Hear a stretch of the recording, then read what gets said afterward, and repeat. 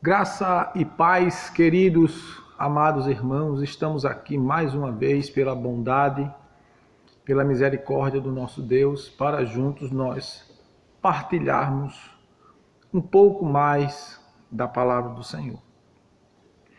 Dando sequência ao assunto sobre a pressa nos tira uma grande fatia da vida, iremos hoje falar, mais uma vez sobre a pressa, e abordando ainda as questões que envolvem o nosso dia a dia com relação ao trabalho, a produzir, a crescer, a se estabelecer e assim sucessivamente. Então eu gostaria que vocês analisassem Eclesiastes capítulo 2, encontra-se uma posição intermediária que reconhece tanto as alegrias quanto as dores do trabalho, no qual nós devemos evitar os extremos. E sempre o ponto de equilíbrio será a palavra de Deus, né? O crente não deve se apegar demais, o cristão não deve se apegar de forma demasiada ao trabalho, pois a verdadeira fonte do significado da sua existência, de sua vida, deve sempre ser a pessoa de Deus, porque por ele vivemos, respiramos e existimos, né? Disse o apóstolo Paulo. É bom a gente conferir esse texto, é um texto muito interessante que nos mostra o quanto nós precisamos centralizar nossa vida em Deus. Deixa eu ver se eu acho aqui, viu? Atos,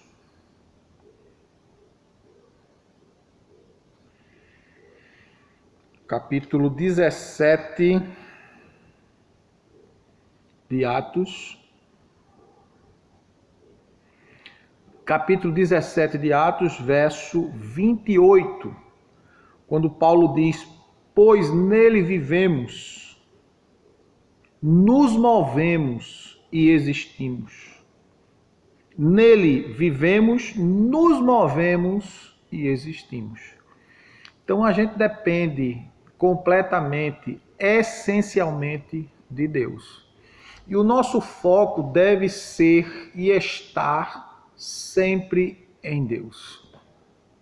Se nós focalizarmos a nossa vida unicamente em Deus, na pessoa de Deus, entendermos um pouco sobre a pessoa de Deus, porque evidentemente nós não conseguiremos conhecer a Deus 100%. Já diz a Escritura, quem conheceu a mente de Deus para que pudesse o instruir, não é? O patriarca Jó, no capítulo 34, se não me falha a memória, vamos ver Jó 34, Jó, ele faz referência também a isso que Paulo diz. Não é? Bora ver aqui, Jó.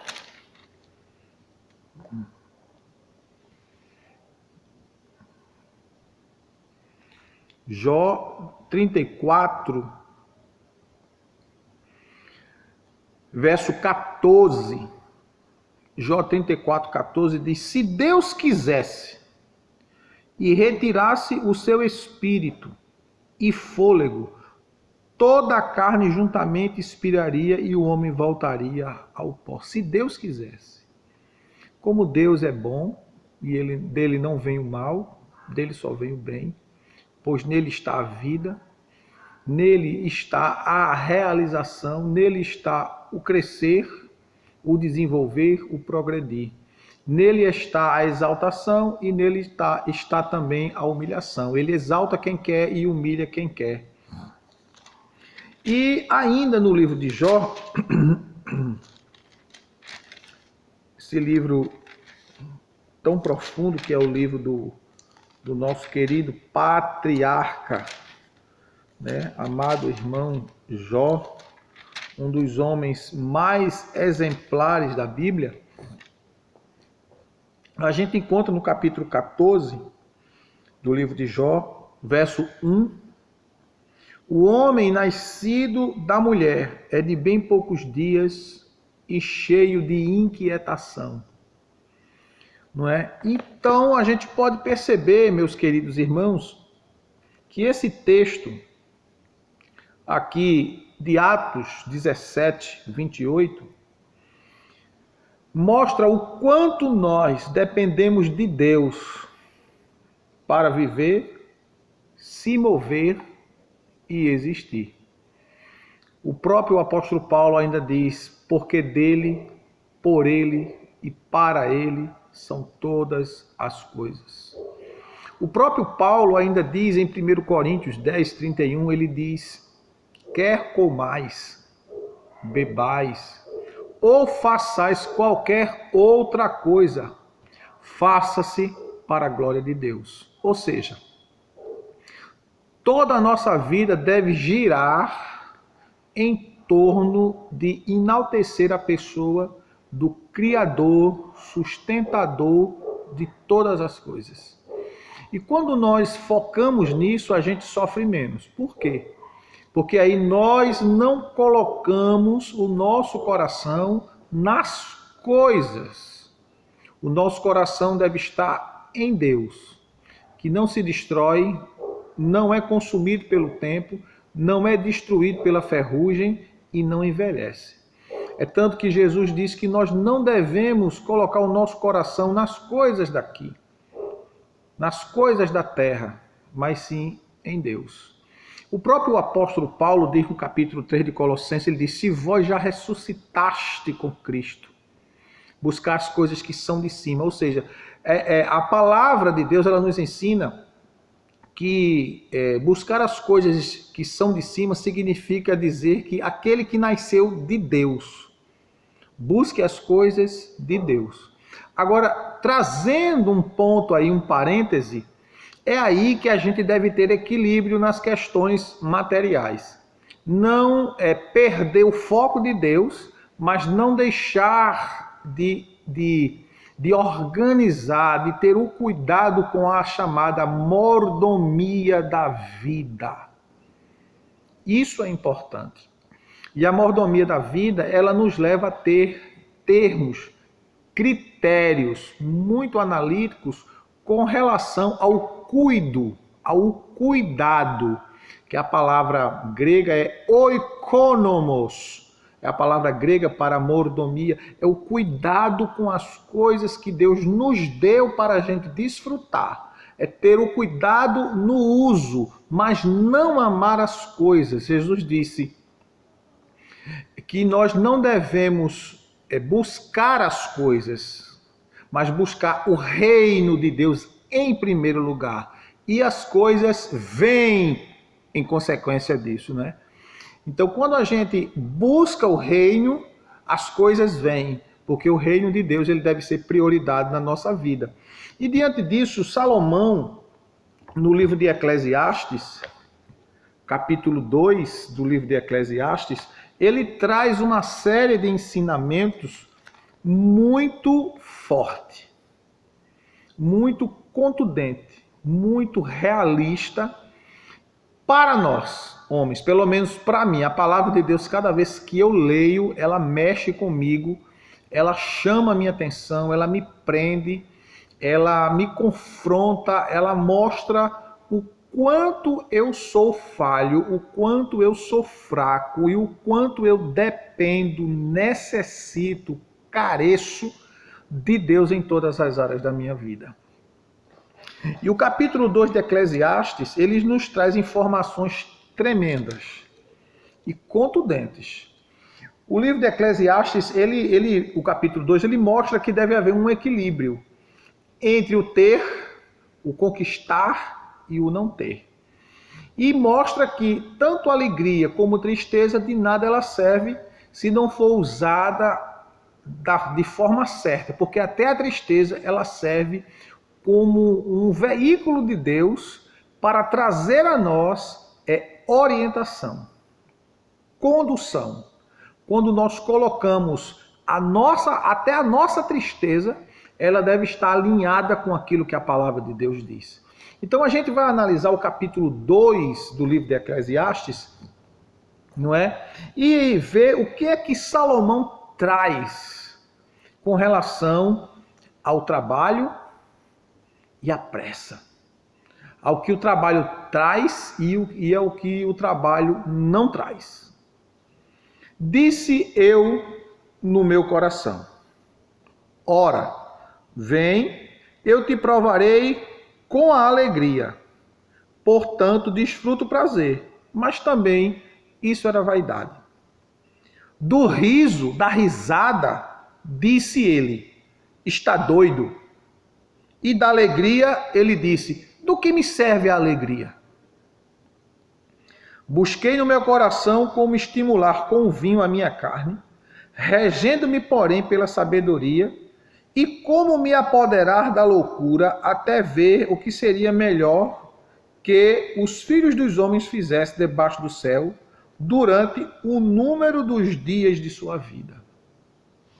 Então, a gente aqui, analisando esses 3 primeiros versículos do capítulo 2, Salomão ele começa a sua narrativa perguntando, fazendo algumas perguntas, trazendo algumas afirmações também, quando ele pergunta: de que serve o riso, a risada? É como uma loucura. E a alegria, ela serve de quê? Quantas pessoas elas são levadas, muitas pessoas são levadas pelos seus momentos, né? Tristeza ou alegria? Quando está muito triste, perde o sentido da vida, quer morrer, não quer mais viver, se isola. E diante desse contexto, as pessoas que vivem em função de uma emoção ou de um sentimento de estar constantemente em um estado de constante alegria, não é? E a palavra de Deus diz que nós devemos analisar os 2 pontos, a alegria e a tristeza. E a recomendação, pasmem, amados irmãos, é que a Bíblia recomenda que é melhor a tristeza do que a alegria. Por que isso? Porque nós não devemos basear, alicerçar, fundamentar o nosso comportamento, as nossas atitudes, de acordo com aquilo que a gente sente. Nós devemos basear as nossas atitudes, a nossa condução, o nosso comportamento naquilo que a Bíblia diz, os princípios de Deus. Não é? E diante desse fato, o próprio Salomão responde a esta pergunta quando ele diz: de que me serve a alegria? E lá no capítulo 7 do mesmo livro de Eclesiastes, o versículo 3 e o versículo 4, Salomão diz: melhor é a tristeza do que a risada, porque com a tristeza do rosto se faz melhor o coração. O coração dos sábios, veja bem, está na casa do luto, mas o coração dos tolos está na casa da alegria. Então, não parece uma contradição? Parece, mas não é. O que Salomão está querendo dizer é que as pessoas que vivem em função de momentos de alegria, elas terão com certeza uma vida improdutiva, porque vai viver em função de momentos de satisfação. E momentos de satisfação não é felicidade. Felicidade é quando nós depositamos em Deus todo o nosso ser. Como eu citei no começo do vídeo, porque dele, por ele e para ele são todas as coisas. Paulo diz, repetindo o texto de Atos 17, 28, por ele vivemos, existimos e respiramos, nos movemos. É por ele. Nossa razão é ele. Nosso motivo é ele. Tudo é ele. Ele quem? Deus. Não há outro. Você pode e deve amar a sua esposa como a si mesmo. Cuidar dela, tratar dela, fazer tudo por ela, como a palavra de Deus nos ensina. Vós, maridos, amai vossas mulheres, assim como Cristo amou a igreja e a si mesmo se entregou por ela. Então, aí a Bíblia fala do sacrifício do marido pela mulher, que ele deve se sacrificar por ela e assim sucessivamente. Mas todo esse sacrifício que o marido faz por ela, o texto bíblico diz que ele faz isso para apresentar ela para si mesmo. Então o cuidado que o marido tem com a mulher é visando ele também. E o cuidado que Deus tem conosco, o amor que Deus tem para conosco, nós não podemos devolver nada a Deus. O que é que Deus precisa? O que é que a gente pode dar a Deus? O que é que podemos fazer por Deus? Nada. Deus não precisa de mim, Deus não precisa de você, Deus não precisa de nada. O que Deus faz e o que Deus fez por nós foi por amor. Ele fez porque Ele nos ama. É tanto que a palavra de Deus diz que é pela graça que Ele se manifestou, que Ele derramou o seu sangue. É pela graça que Ele nos deu Cristo. É pela graça revelada em Cristo que hoje eu estou aqui. Porém, o que tem acontecido com a raça humana, com a sociedade, com os homens em si, é que os homens, dentro do seu pouco tempo de existência, como a gente citou Jó 14 primeiro, que o homem nascido de mulher é de bem poucos dias e cheio de inquietação, é que as inquietudes que o homem tem, todas elas é porque eles querem ser, quando na verdade nós não somos nada.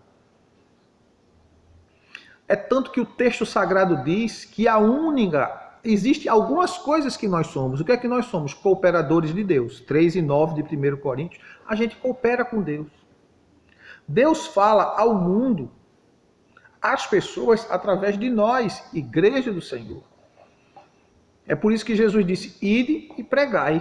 O evangelho é a voz de Deus falando para a humanidade.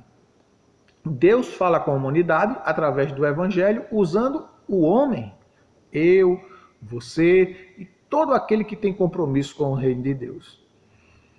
Deus usa os homens para fazer isso. Por isso que ele nos ordenou, ide e pregai o evangelho a toda criatura. Lembre-se que o evangelho é pregado a criaturas, não a filhos. Os filhos são que falam, que pregam para as criaturas de Deus, a fim de que se tornem filhos de Deus. Porque todos os homens não são filhos de Deus. Se tornarão filhos de Deus se reconhecer o que Jesus, Cristo, fez na cruz do Calvário. E quando a gente reconhece isso, o que Jesus fez, reconhecendo, pedindo o perdão dos nossos pecados e abandonando a nossa vã maneira de viver, e confessando publicamente nossa fé em Cristo, nós nos tornamos filhos de Deus, por adoção, por meio de nosso Senhor Jesus.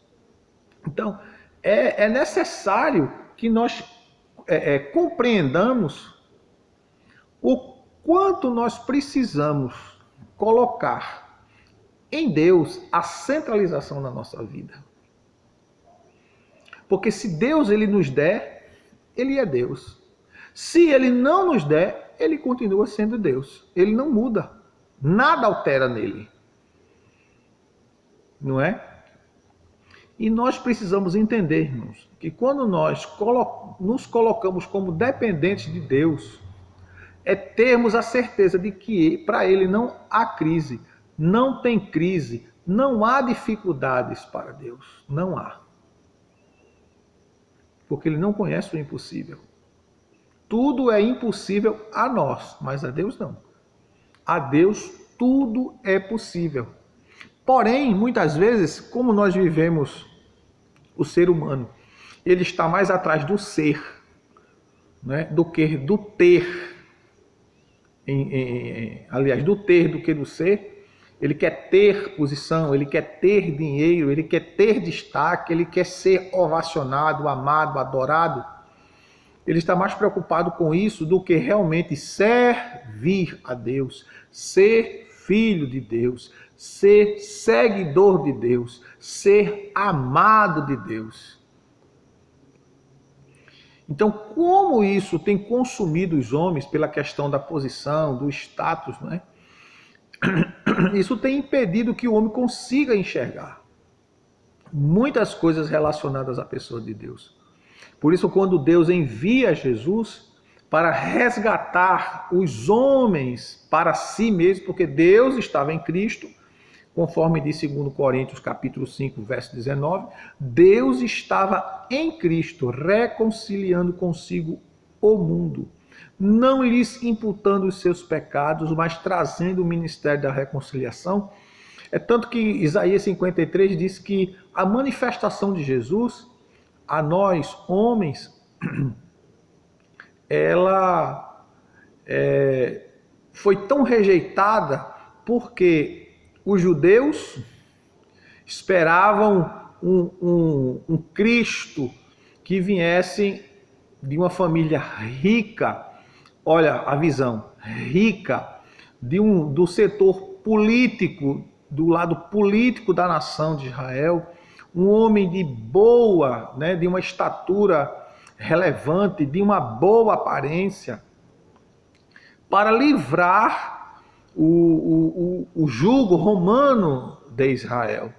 No entanto, Jesus é manifestado aos homens através de uma mulher pobre, ele é gerado, o pai dele também pobre, porque era um carpinteiro, um homem simples, um homem humilde.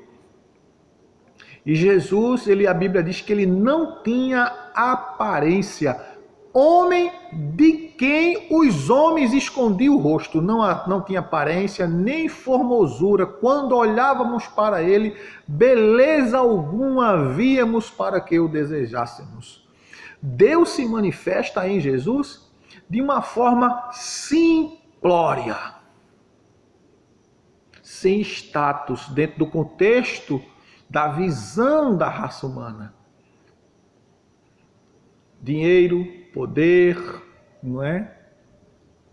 Grandes amizades, um ciclo de amizade grande que poderia ou pode influenciar o mais alto escalão da sociedade. Não, Jesus veio, nasceu de uma mulher simples, morou em uma favela chamada Nazaré, e de lá, da sua simplicidade, falando as verdades divinas, se tornou o maior pregador das verdades que o homem precisava ouvir. E instituiu o reino de Deus na terra. Manifestou amor, graça e beleza. Tudo de uma forma simples. Não, sem ostentação, sem apresentação de riquezas, de bens materiais, sem valorizar essas questões do ter, mas olhando sempre a questão daquilo que a pessoa realmente é, não é? Não importando sua cor, sua raça, sua condição financeira, seu status social. Jesus ele conseguia ver aquilo que estava dentro do homem, não aquilo que estava fora do homem. E essas coisas que têm feito com que os homens, eles percam o sentido da vida, porque na medida que eles têm, eles gostam de serem exaltados, de serem procurados, a ponto das pessoas se humilharem a ele e ele poder dar alguma coisa, e muitas vezes dão alguma coisa, fazem alguma coisa com o sentido de receber algo em troca, seja de uma forma por influência, por gratidão, por obrigação, ou até mesmo com más intenções. E essas coisas, a palavra de Deus aqui, como nós estamos vendo, nos aprendendo com aquilo que Deus tem deixado para nós, que é a sua palavra, que nós precisamos entender que nós não devemos nos guiar por um sentimento. seja ele de alegria ou de tristeza. Mas a nossa forma de se conduzir, de se orientar, como Cristo nos ensinou em João 17:17, a palavra. É ela que nos traz a santidade, é ela que nos traz um sentido, um norte, uma orientação. Lâmpada para os meus pés é a tua palavra e luz. Ela ilumina para que a gente possa tomar as decisões dentro de um contexto bíblico, entregando o nosso caminho, a nossa vida a Deus, ao Senhor, confiando nele, e ele irá fazer tudo que é necessário. E diante daquilo que Salomão nos revela no capítulo 2 do livro de Eclesiastes, que nós estamos analisando, o versículo 10 do capítulo 2, Salomão diz: tudo o que desejaram os meus olhos não lhe neguei, nem privei o meu coração de alegria alguma. O meu coração se alegrou por toda a minha obra, e essa foi a minha recompensa de todo o meu trabalho.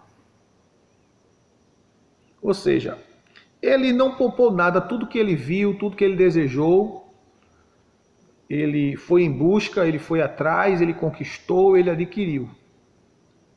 Mas, diante de todas as conquistas que Salomão teve, ele passou a contemplar, a analisar tudo que ele fez, tudo que realizou, tudo que desenvolveu, todo o trabalho, tudo que produziu, e no final de tudo, Salomão conclui aqui, do capítulo 2 de Eclesiastes, 2 textos que fecham a forma dele ver, de interpretar, de entender o contexto de tudo aquilo que ele pôde ser, fazer, produzir, realizar. Verso 17 do capítulo 2.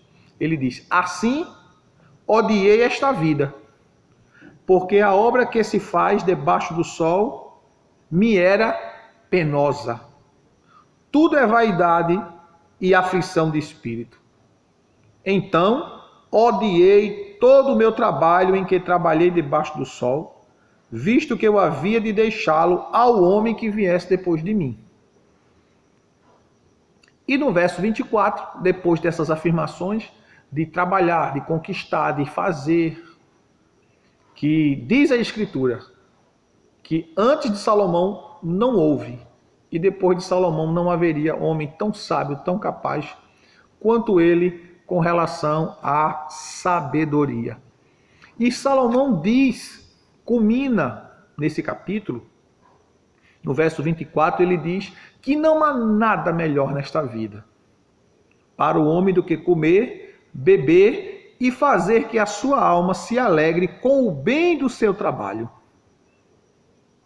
Ele diz: então vi que isso vem da mão de Deus. Comer, beber e fazer que a sua alma se alegre com o seu trabalho. Ele não especifica riqueza, dinheiro em abundância, prata e ouro, bens materiais. Ele diz que nada há melhor para o homem do que comer, beber, ou seja, desfrutar daquilo que ele conquista, sem ostentação, sem soberba, mas com o coração inclinado, voltado a Deus, sendo-lhe grato. Não é? E diz ainda o capítulo 2 de Eclesiastes, ele conclui esse capítulo: ao homem que é bom diante dele, Deus dá sabedoria, conhecimento e alegria. Ao homem que é bom diante dele. Mas aí vem a pergunta: não há ninguém bom, porque bom é Deus. Mas quando ele usa essa expressão, ele quer dizer aquele homem que teme, aquele homem que reverencia a Deus. Deus lhe fartará de dias, terá uma vida longa.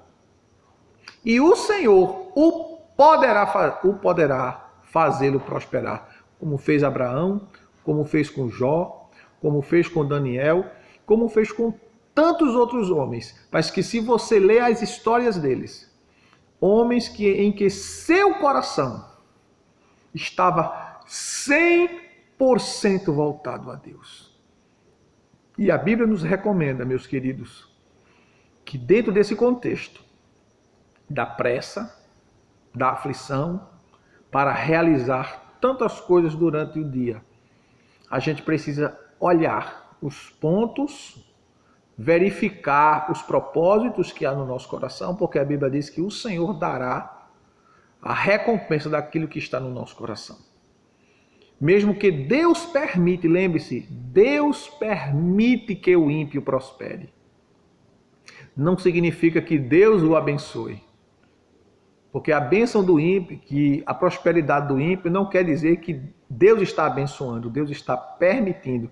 Diz a Sagrada Escritura que Deus faz o sol dele nascer sobre justos e injustos. Ou seja, sobre os crentes e sobre os não crentes. Então Deus dá oportunidade a todos os homens, mas aos que lhe servem, aos que lhe amam e aos que lhe seguem, Deus lhe dá a capacidade pelo Espírito Santo de entender esse contexto, a fim de que nós não soframos desnecessariamente. Portanto, meus amados irmãos, vamos voltar o nosso coração para Deus, porque Deus é que cuida de mim, cuida de você. Deus usa as pessoas, Deus usa as situações, Deus usa momentos da nossa vida, que mesmo que nós possamos ver completa derrota, Deus transforma aquilo em ensino, Deus transforma momentos de tristeza, de decepção em alegria, Deus transforma momentos de escassez em fartura, e de tudo isso, Deus nos ensina uma lição,